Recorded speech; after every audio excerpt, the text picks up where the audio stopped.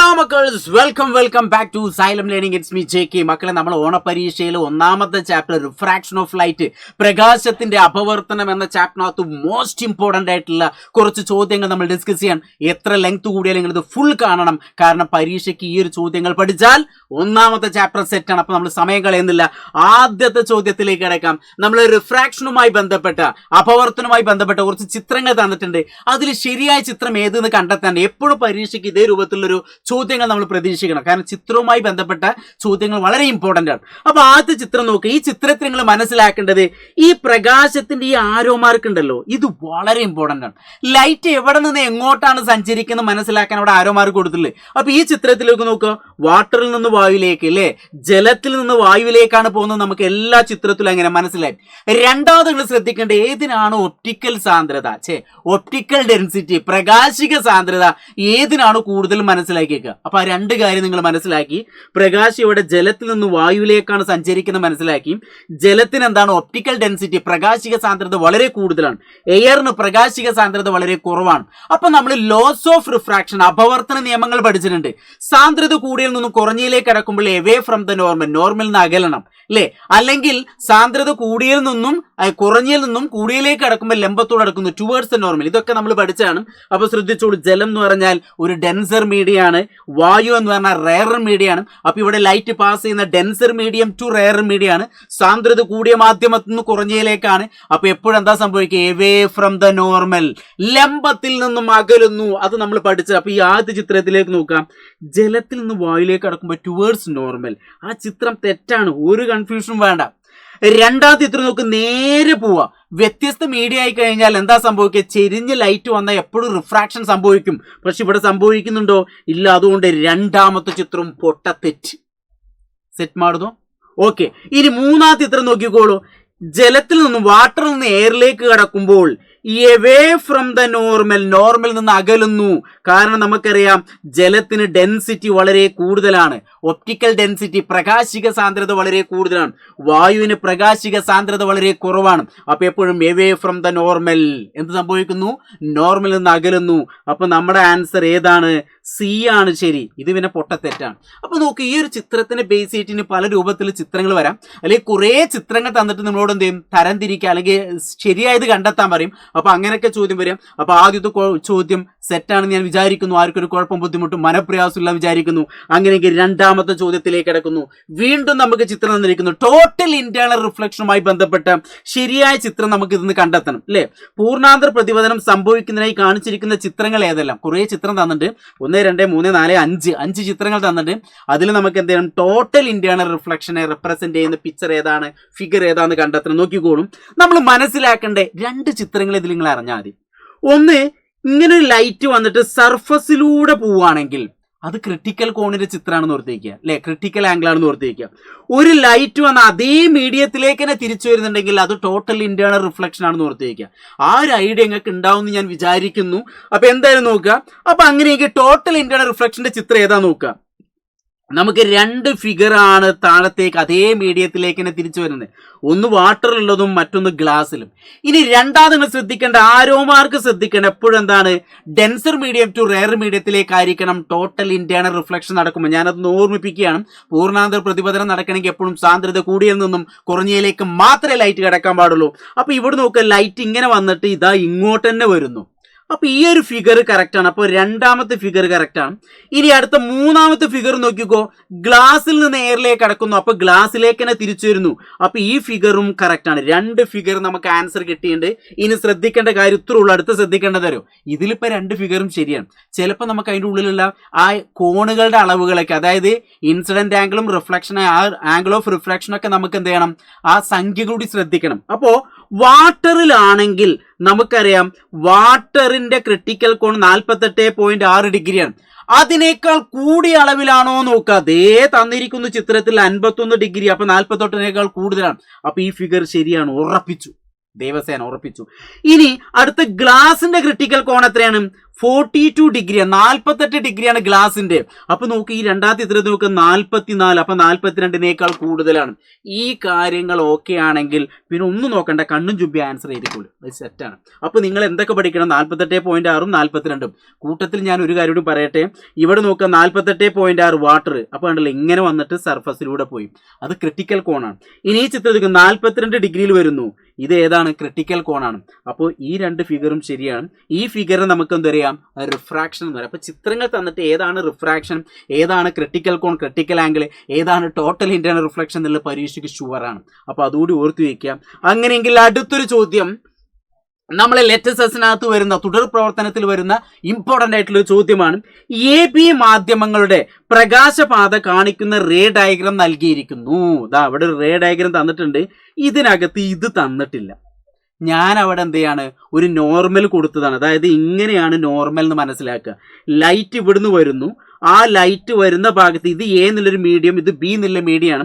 അപ്പോൾ ഇവിടുന്ന് ലൈറ്റ് വന്നിട്ട് ഇങ്ങനെ പോകുന്നു. അപ്പോൾ ഇവിടെയാണ് നമ്മൾ നോർമൽ വരയ്ക്കുക, അല്ലാതെ ഇങ്ങനെയല്ല നോർമൽ, അത് നോർമൽ അല്ല. അപ്പോൾ ഇങ്ങനെയാണ് നോർമൽ, അത് കാണിക്കാനാണ് ഞാൻ ഇവിടെ ഒരു നോർമൽ കൊടുത്തിട്ടുള്ളത്. അങ്ങനെയെങ്കിൽ നമുക്ക് ചിത്രം തന്നിട്ട് ഞാൻ നോർമലും വരച്ചു. ചോദ്യം നമുക്ക് AB എന്നുള്ള രണ്ട് ചോദ്യം തന്നിട്ട്, ഏത് മാധ്യമത്തിലാണ് പ്രകാശവേഗം കുറയുക?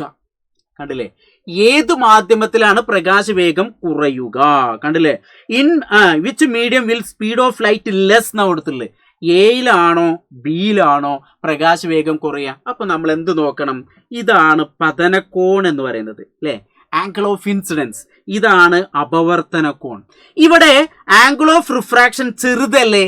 അപ്പൊ ഇവിടെ ബി എന്നുള്ള മീഡിയത്തിന് ഒപ്റ്റിക്കൽ ഡെൻസിറ്റി, ഞാൻ ഇപ്പൊ തൽക്കാലം ഓടി ചെയ്ത പ്രകാശിക സാന്ദ്രത വളരെ കൂടുതലാണ്. പ്രകാശിക സാന്ദ്രത കൂടിയാൽ എന്താ സംഭവിക്കുക? ടുവേഴ്സ് ദ നോർമൽ, ലംബത്തോട് അടുക്കുന്നു. അപ്പൊ ഇവിടെ ചെറിയ ആംഗിൾ ആണ്. അപ്പൊ ഇവിടെ ആയിരിക്കും എന്ത്? പ്രകാശവേഗം കുറയുക. സാന്ദ്രത കൂടിക്കഴിഞ്ഞാൽ സ്വാഭാവികമായിട്ട് അവിടെ പ്രകാശവേഗം എന്തായിരിക്കും? കുറവായിരിക്കും. ഒപ്റ്റിക്കൽ ഡെൻസിറ്റി കൂടിയാൽ അവിടെ പ്രകാശത്തിന്റെ വേഗം കുറവായിരിക്കും. അല്ലെങ്കിൽ എവിടെയാണോ ചെറിയ കോണ് വരുന്നത് അവിടെ സ്പീഡ് കുറവാകുമെന്ന് ഓർത്ത് വയ്ക്കുക. മിനിമം അങ്ങനെയെങ്കിലും ഓർത്ത് വയ്ക്കുക. അപ്പൊ ഏറ്റവും പ്രകാശവേഗം കുറവ് എവിടെയാണ്? ബിയിലാണ്. എവിടെയാണ് സ്പീഡ് കുറവ്? ബി. രണ്ടാമത്തെ ക്വസ്റ്റ്യൻ നോക്ക്, എന്താണ്? പ്രകാശിക സാന്ദ്രതയുള്ള മാധ്യമം ഏതാണ്? നിങ്ങളുടെ ഉത്തരം ന്യായീകരിക്കുക. അപ്പൊ പ്രകാശിക which will be the optical denser medium high ആയിട്ടുള്ളത് എവിടെയാണ്? ജസ്റ്റ് ഫോർ ആൻസർ എന്നാണ്. അപ്പൊ അതിന്റെയും ആൻസർ എന്താണ്? ബി ആണ്. എന്താണ് കാരണം? Refracted ray. എന്താണ്? റിഫ്രാക്റ്റഡ് റേ ടുവേർഡ്സ് നോർമൽ എന്ന് ഓർത്ത് വയ്ക്കുക. എന്താണ് കാരണം?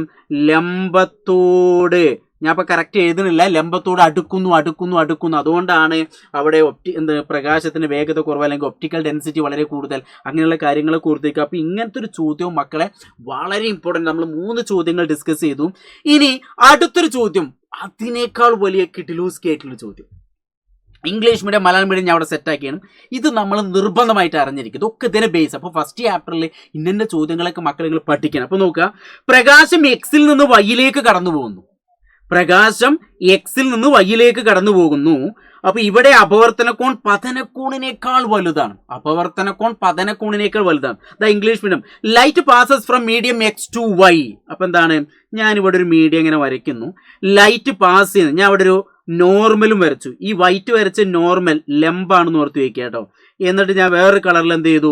ലൈറ്റ് പാസ് ചെയ്യുന്നത് എങ്ങനെ കൊടുത്തിട്ടുള്ളത്? Light passes from X to Y. X to Y. Here angle of refraction is greater than angle of incidence. അപ്പൊ ഞാൻ എന്ത് ചെയ്തു? ഇവിടെ എക്സ് എന്ന് കൊടുത്തു, താഴെ ഞാൻ വൈ എന്ന് കൊടുത്തു. എന്നിട്ട് നമ്മളോട് പറഞ്ഞത് എന്താണ്? Angle of refraction, angle of refraction is greater than the എന്താണ്? Angle of incidence. പതനക്കോൺ എന്ന് പറഞ്ഞാല് അപവർത്തന കോണിനേക്കാൾ എന്താ കൊടുത്തില്ല? അതന്നെയല്ലേ, അപവർത്തന കോൺ പതനക്കോണിനേക്കാൾ വലുത് എന്നാണ്. അപവർത്തന കോൺ എന്താണ്? പതനക്കോണിനേക്കാൾ വലുത്. അപ്പൊ ലൈറ്റ് ഇവിടുന്ന് ഇങ്ങനെ വന്നു. അയ്യോ, ഇതെന്ത് പറ്റി? വേറെ കളർ പിടിക്കാം അല്ലേ? ഇതാ ലൈറ്റ് ഇവിടുന്ന് വന്നു, ഇവിടുന്ന് വന്നു. എന്നിട്ട് എന്ത് ചെയ്തു? ഇങ്ങനെ അകന്നുപോയി. അപ്പൊ ഞാൻ എന്ത് ചെയ്തു? ഇങ്ങനെ അടുപ്പിച്ചില്ല, പകരം ഇങ്ങനെ അകന്നുപോയി. കാരണം എന്താണ്? ആംഗിൾ ഓഫ് റിഫ്രാക്ഷൻ വളരെ വലുതാണ്, ആംഗിൾ ഓഫ് ഇൻസിഡന്റ് വളരെ ചെറുതാണ്. അപ്പൊ ഇനി നോക്കിക്കോട്ടോ, ക്വസ്റ്റ്യനെ ബേസ് ചെയ്തിട്ടുള്ള ചിത്രം ഞാൻ വരച്ചെന്താണ്? പ്രകാശം എക്സിൽ നിന്ന് വൈയിലേക്ക് സഞ്ചരിക്കുന്നു. കണ്ടല്ലേ? Light passes from medium X to Y. ദാ എക്സിൽ നിന്ന് വൈയിലേക്കാണ് ലൈറ്റ് പാസ് ചെയ്യുന്നത്. പിന്നെ അടുത്ത കണ്ടീഷൻ കൊടുത്തുള്ളത് angle of refraction greater than the angle of incident. അപ്പൊ ആംഗിൾ ഓഫ് റിഫ്രാക്ഷൻ പതനകോണിനേക്കാൾ വലുതാണ്. അപ്പൊ ഇതാണ് ചിത്രം. ഇനി ചോദ്യത്തിന്റെ ആൻസർ നമുക്ക് കണ്ടെത്താൻ എന്താണ്? ഏത് മാധ്യമത്തിലാണ് പ്രകാശ വേഗത കൂടുതൽ? നമുക്കറിയാം എന്താണ്, എവിടെയാണോ ലംബത്തിൽ നിന്ന് അകന്നു പോകുന്നത് അവിടെയായിരിക്കും സ്പീഡ് കൂടുതൽ. അപ്പൊ ഏതിലാണ് ഏറ്റവും കൂടുതൽ സ്പീഡ് ഉള്ളത്?